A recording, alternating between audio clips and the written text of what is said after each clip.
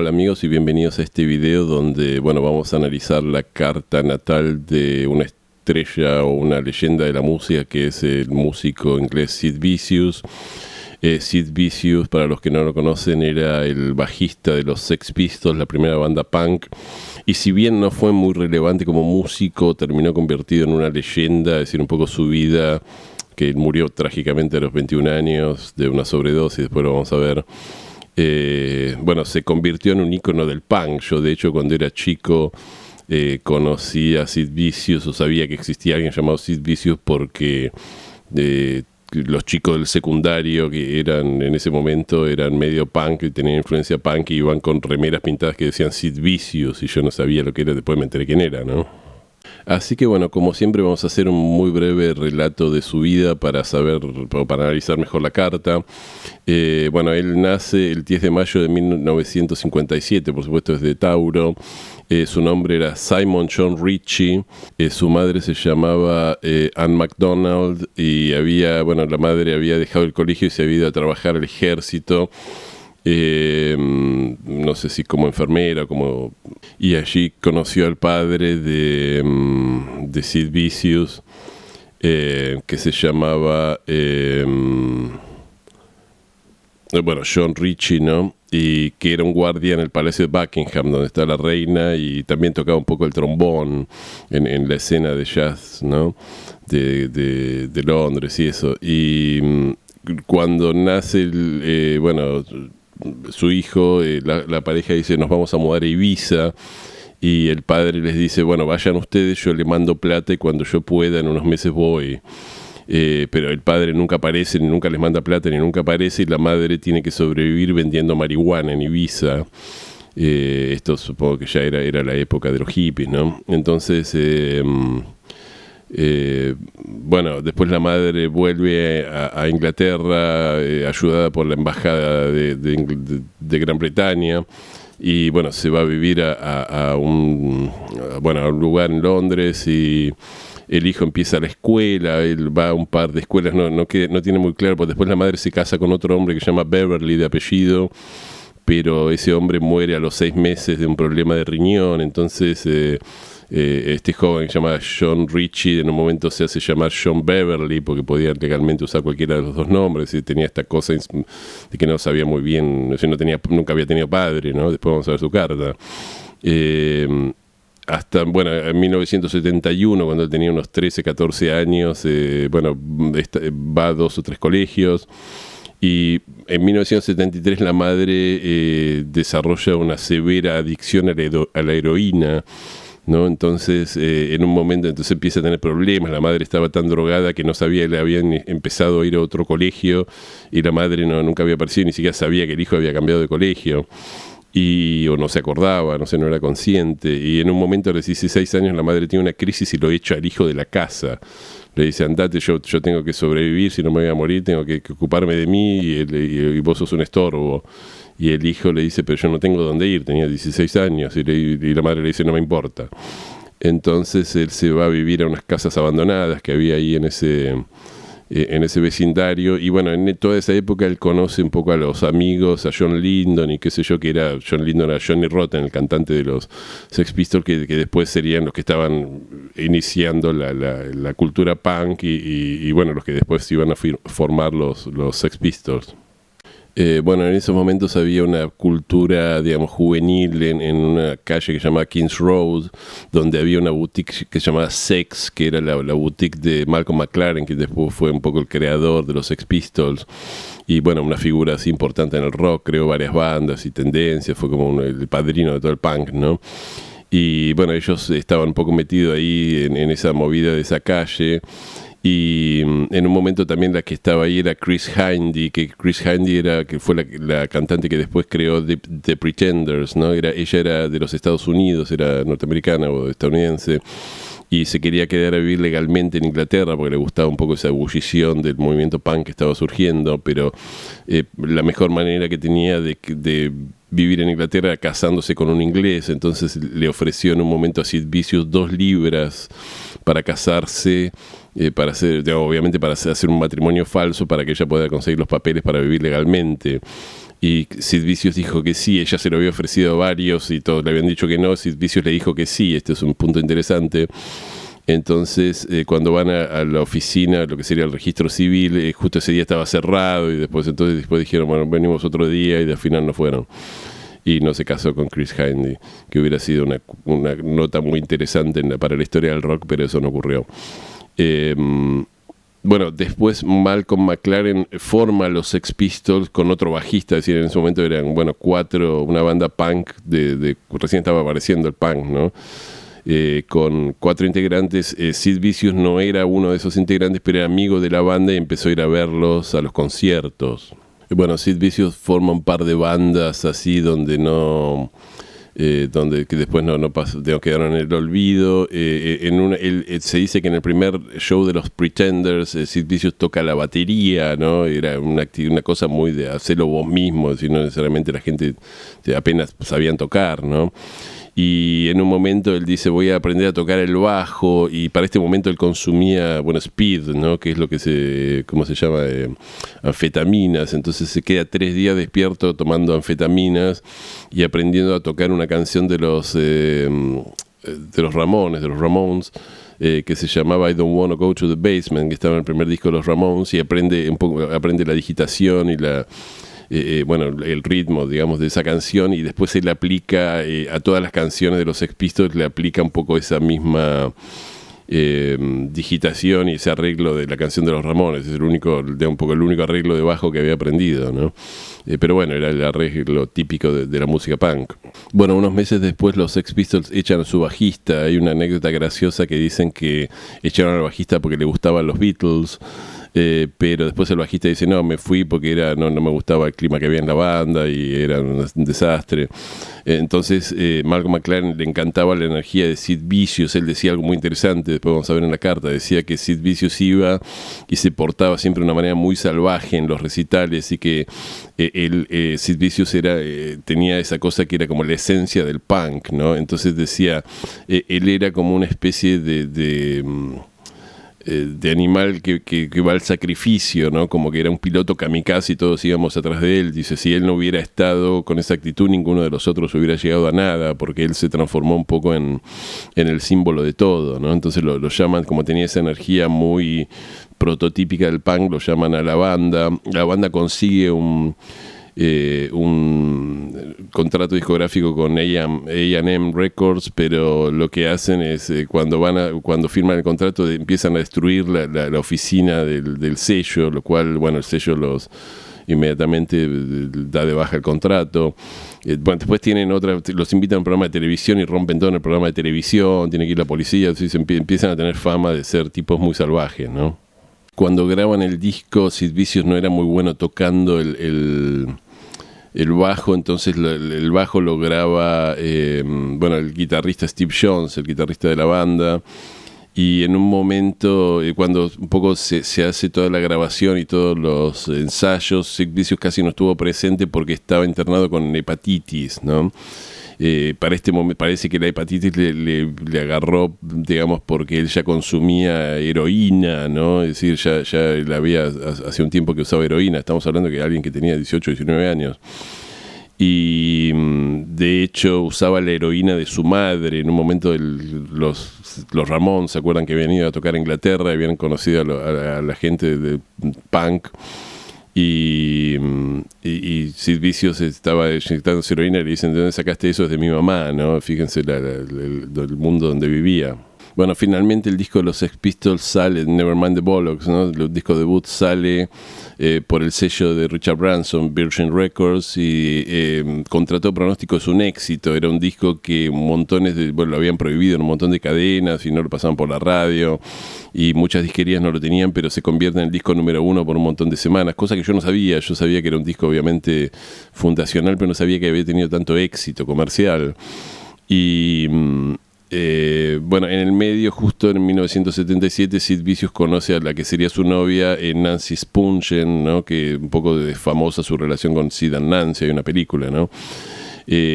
Nancy era una chica, era de los Estados Unidos también, y era una chica que tenía bueno, había tenido problemas mentales y era adicta a la heroína. De hecho, era conocida en el círculo punk porque ella, bueno, vendía drogas y se ocupaba de conseguirle drogas a los músicos. Entonces Sid Vicious y ella desarrollan una relación muy, muy tóxica, se peleaban siempre, él le pegaba, ¿no? En un momento la atacaba, a los dos les gustaban los cuchillos, entonces en un momento se pelearon con cuchillos, cuando en algún momento se pelearon y ella se cortó las venas para, ¿no? En castigo por... Entonces, bueno, ya estamos hablando de amores muy tóxicos, vamos a ver el descendente que tiene, ¿no? Sid Vicious. En 1978 los Sex Pistols van a tocar a Estados Unidos. Ellos querían tocar en ciudades grandes, pero la gente que le hacía el booking encontraba, digamos, iba a cualquier lugar. Entonces tocaban en lugares chicos, qué sé yo, en Texas o en Alabama, que eran lugares donde no había una cultura punk, donde la gente era más conservadora y estos tipos iban y rompían todo. Aparte, en un momento Sid Vicious tenía, me olvidé de contar esto, tenía conductas violentas. En un momento, cuando él todavía no era parte de los Sex Pistols, él arroja, no sé, en un momento tenía como un vaso de cerveza en la mano, arroja el vaso contra el escenario y se rompen los vidrios y uno de los vidrios le saca el ojo a una mujer, a una chica que estaba ahí, ¿no? Entonces él termina en un reformatorio por haber... por haber cegado a una persona, sacarle un ojo a una persona, ¿no? Entonces tenía todo ese tipo de comportamientos anárquicos, ¿no? En un momento también estaba viendo un show y había alguien adelante, que creo el hermano de Chris Hine o el marido de Chris Hine, que lo estaba tapando. Entonces él saca una cadena de bicicleta, le empieza a pegar con la cadena de bicicleta, lo lastima, ¿no? Y tenía todo este tipo de comportamientos absurdos y violentos. Bueno, después, cuando termina la gira por Estados Unidos, los Sex Pistols se disuelven o se separan y él se va con Nancy a Nueva York. Se van a vivir al Chelsea Hotel, que era un hotel legendario donde vivían muchos artistas, ¿no? Ahí Andy Warhol filmó una película, Chelsea Girls. En el Chelsea Hotel vivía William Burroughs, que era el autor de Naked Lunch, ¿no? De Almuerzo Desnudo, que yo ya hice un video acerca de él, que también era adicto a la heroína, ¿no? Entonces, bueno, en un momento Nancy empieza a actuar como la manager de Sid Vicious y le consigue unos shows en un club, en un lugar donde se tocaba música punk. Y él hace una serie de shows que en realidad él no era, digamos, solista, no tenía, apenas era músico, ¿no? Pero bueno, como era Sid Vicious, ya se había, digamos, hecho como una estrella en el punk, ¿no? En el ambiente del punk. Entonces hace todo un montón de shows con invitados y qué sé yo, incluso Nancy cantaba en el show y había, invitados. Y bueno, y gana bastante plata, digamos, cash en ese momento como para mantenerse un tiempo, ¿no? Y en 1979, esto es en 1979, en un momento Nancy aparece muerta. Nancy le regala a Sid Vicious un cuchillo de caza, que a los dos le gustaban los cuchillos. Y un día en el Chelsea Hotel él aparece dando vueltas todo drogado y Nancy van a la habitación y Nancy está muerta con el cuchillo clavado en el pecho. Entonces, obviamente la policía lo detiene y dicen, hay cuestiones extrañas, ¿no? Es decir, él dice primero que la apuñaló, después dice que no la apuñaló, que no se acuerda nada. Hay algunas personas que dicen que en realidad pudo haber pasado otra cosa porque... ellos guardaban todo el dinero que habían ganado en los shows que había hecho Sid Vicious en una caja abajo de la cama. Entonces todo el mundo sabía que ahí había miles de dólares, todos eran drogadictos, así que... Y que ella también el cuchillo, como ella le había regalado el cuchillo andaba dando vueltas por ahí, así que y todo el mundo iba continuamente a drogarse, a estar con ellos, a visitarlos en el Chelsea Hotel. Así que cualquiera la pudo haber matado, cualquiera que vio la oportunidad de decir. Lo que se dice es que alguien empezó a robarle los dólares, Nancy lo vio, lo trató de detener y el tipo agarró el cuchillo y la acuchilló. Así que hay algunos dicen que era el proveedor de heroína de ellos, otros hay un montón de sospechosos, ¿no? De hecho, en un momento apareció un hombre que decía, en realidad yo la maté a Nancy, pero era un hombre fabulador, así que no se sabe, no se sabe nunca. Bueno, Sid Vicious va a prisión, después el sello Virgin le paga un abogado y, bueno, pagan una fianza de $50,000 y, bueno, el juez le permite a él, bueno, quedar en libertad siempre que cumpla con una serie de condiciones, entre ellos desintoxicarse, porque era de vuelta adicto a la heroína y, bueno, y no meterse en peleas, etcétera, ¿no? Y no hace, digamos, portarse bien, y tenía que ir todos los días a una estación de policía a reportarse de que estaba ahí en Nueva York. Entonces, en un momento, él hace una pelea, digamos, le pega con una botella rota de cerveza en la cara a uno y le tienen que dar como una serie de puntos. Entonces lo vuelven a detener y, bueno, justo, digamos, parece que lo van a dejar adentro porque había violado las condiciones de su libertad condicional, pero el juez es bastante, digamos, tolerante y le dice que no, que bueno, que puede quedar libre siempre y cuando no vaya a los clubes nocturnos, no se meta en esa escena. Y entonces, bueno, él estaba obligado a desintoxicarse, se desintoxica, pero después, en un momento, cuando termina el tratamiento de desintoxicación, va a la casa de unos conocidos y dice: me quiero drogar de vuelta, le dan heroína y empieza a darse dosis de heroína.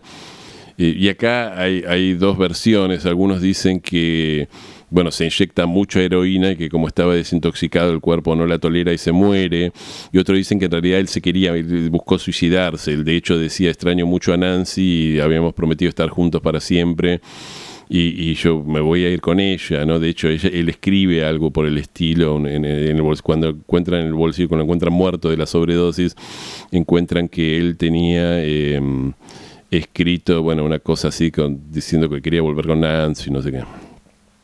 Bueno, acá tenemos la carta natal de Sid Vicious y, bueno, es una carta muy interesante, ¿no? El Sol, como decíamos, está en Tauro, Venus también está en Tauro, y el Sol está en la casa 7 en conjunción al nodo sur, ¿no? Después, ahora vamos a ver qué significa esto.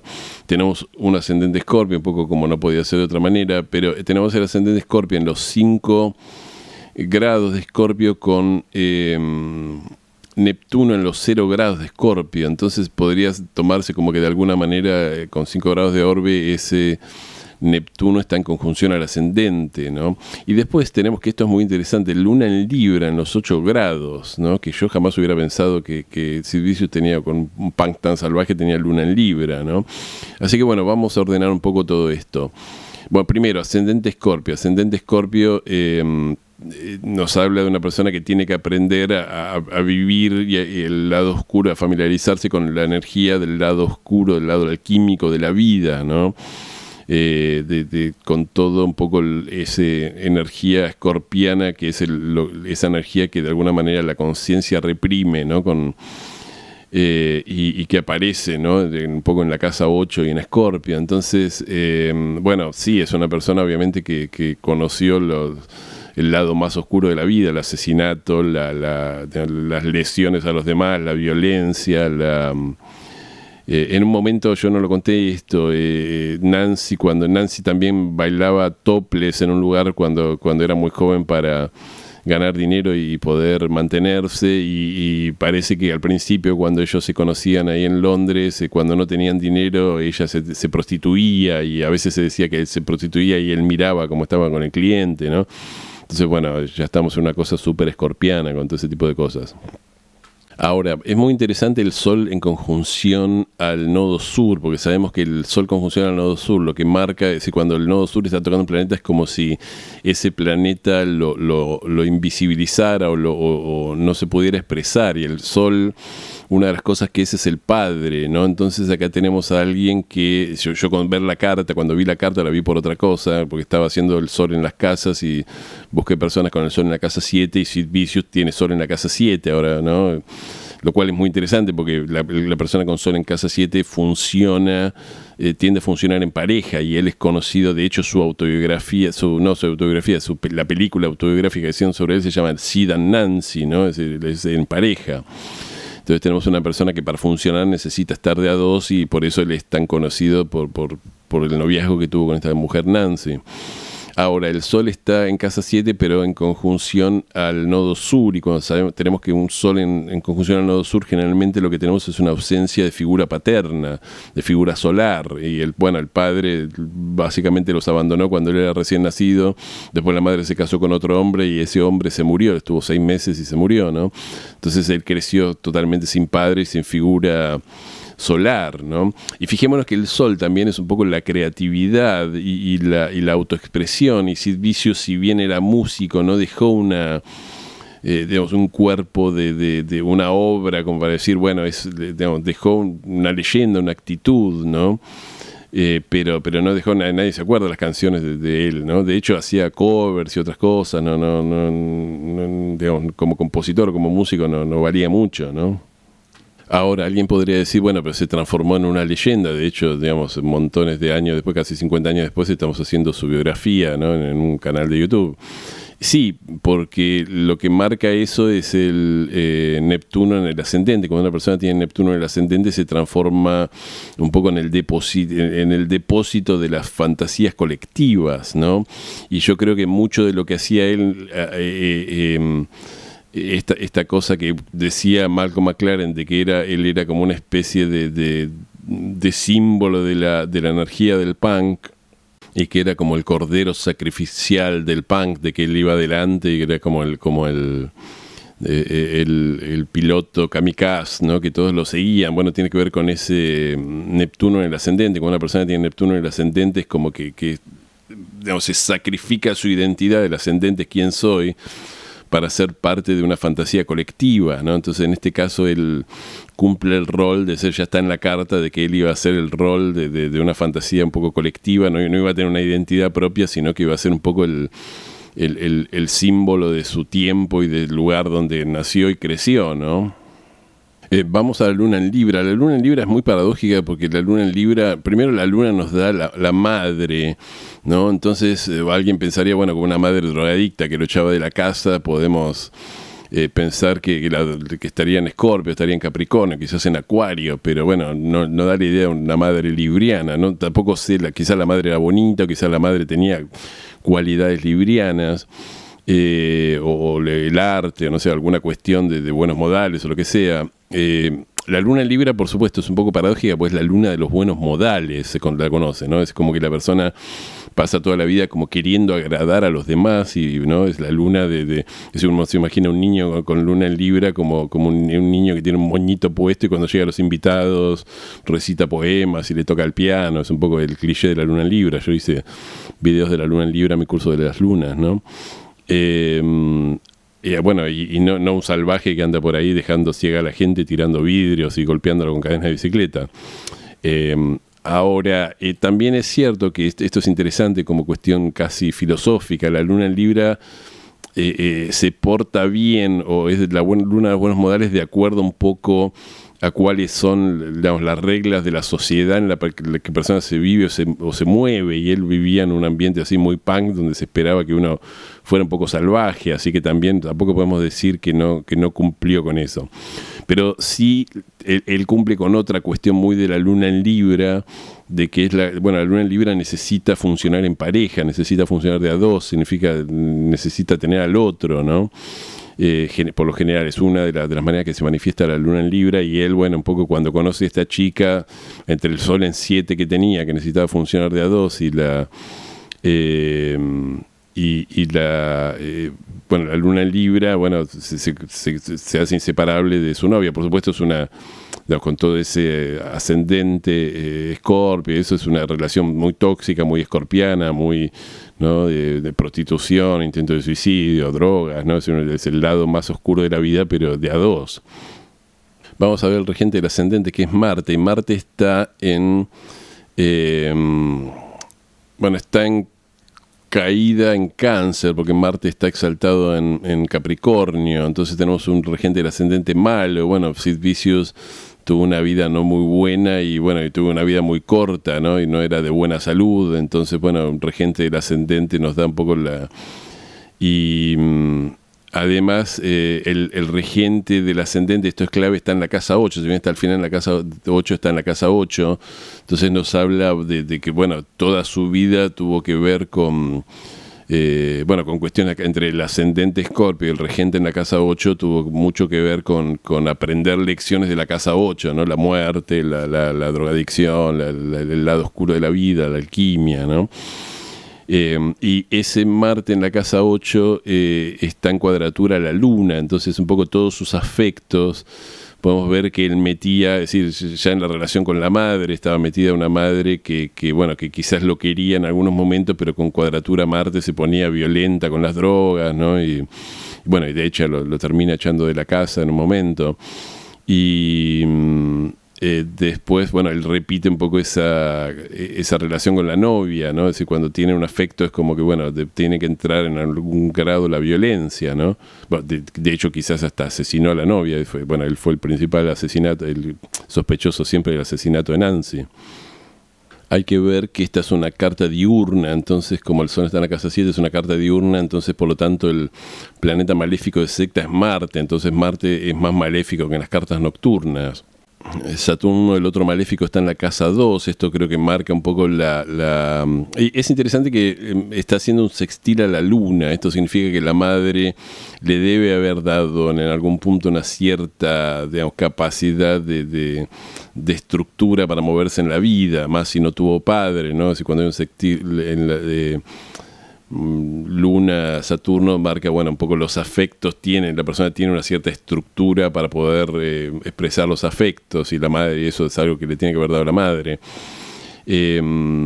Saturno, decía, está en la casa 2, entonces Saturno en la casa 2 creo que marca un poco el hecho de que él murió a los 21 años, ¿no? Entonces no tuvo dinero la mayor parte de su vida, en parte porque la madre se lo gastaba todo en drogas, él también, y cuando por fin empieza a ganar dinero no lo puede disponer o no lo puede usar porque ocurre toda la cuestión del asesinato de Nancy, ¿no? Entonces él se transforma en una mega estrella, pero no ve nunca una recompensa monetaria por eso, porque muere antes, ¿no? Entonces la verdad que siempre tuvo problemas con el dinero, escasez de dinero, ¿no? Bueno, esto es una carta que tiene mucho de Plutón, y Plutón está en la casa 10, entonces marca un poco que él es recordado, es decir, la casa 10 nos marca un poco la fama y cómo nos ven los demás. Con Plutón en la casa 10 es alguien, por un lado, que puede ser, bueno, un poco recordado por su energía plutoniana, es recordado como alguien, bueno, que asesinó a su novia, que era un tipo autodestructivo, completamente plutoniano, autodestructivo, ¿no?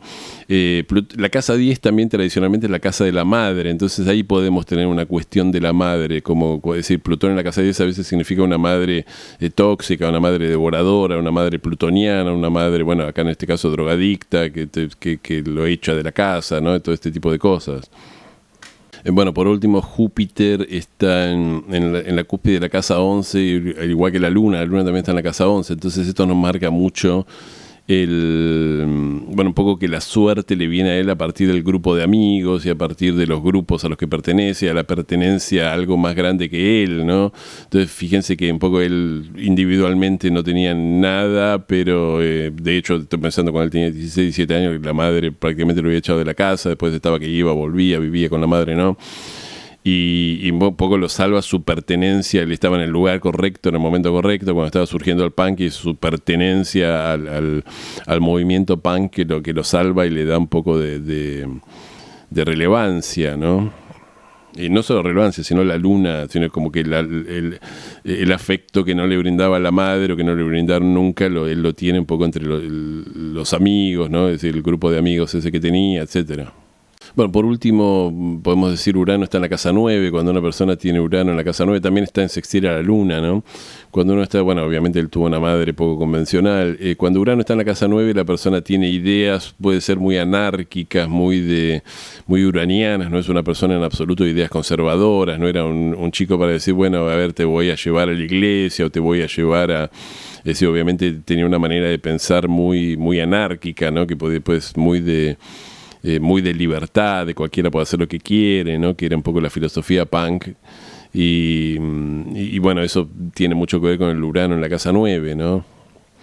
Así que bueno, amigos, quedó re largo el video, quería hacerlo de 15 minutos y al final quedó del doble. Bueno, vamos a terminar acá y espero que les haya interesado, y les pido que si les gustó me den un me gusta y que se suscriban a mi canal y toquen la campanita si les interesa mi contenido. Y bueno, como siempre les recuerdo que estoy subiendo cursos todo el tiempo. Para los que me preguntan si doy clases, no puedo dar clases de astrología, pero sí estoy subiendo cursos que son solo para miembros de mi canal. Les va a costar algo hacerse miembros de mi canal, pero les va a salir mucho más barato que que pagarme a mí para que les dé una clase por Zoom o a cualquier otro astrólogo. Y por supuesto pueden ver todos los cursos y después de suscribirse o dejar de ser miembro del canal. Eso es opción de ustedes. Sin embargo, estoy siempre subiendo cursos, ¿no? Así que bueno, nos vemos en el próximo video. Muchísimas gracias.